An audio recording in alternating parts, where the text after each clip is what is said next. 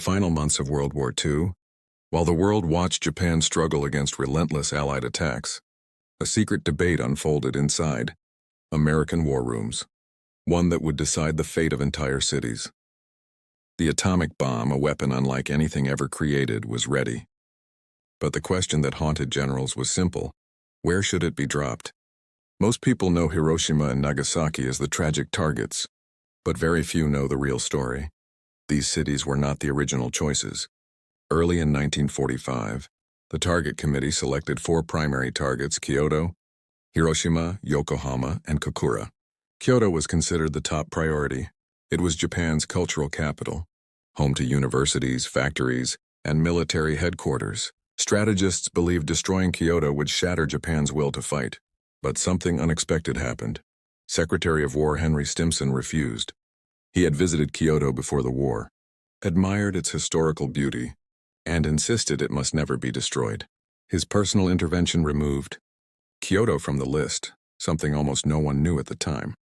This forced the military to find alternatives, and Hiroshima became the prime target. It had military factories, troop centers, and most importantly, no Allied prisoner camps. It was also untouched by previous bombings, making it the perfect location to measure the bomb's destructive power. The goal was not just military. Scientists wanted a clean target to observe the results. But the story didn't end there. When the second bomb, Fat Man, was prepared, Kokura was the original target, not Nagasaki. On the morning of August 9th, the bomber approached Kokura 3 times, but the city was covered in thick smoke from a previous firebombing. Clouds, smoke, and drifting haze made visual identification impossible. The crew was ordered not to drop the bomb blindly. With fuel running dangerously low, the pilot turned toward the secondary target, Nagasaki.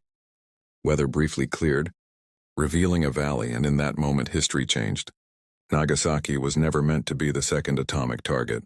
A combination of smoke, weather, and minutes of hesitation redirected the bomb to a city that was not fully prepared for such destruction. Thousands lived or died because of shifting clouds and a few decisions made inside a cockpit. The world often believes these targets were chosen with absolute precision.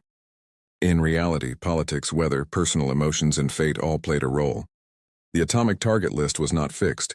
It changed again and again, reshaping the final chapter of World War II in ways the world is still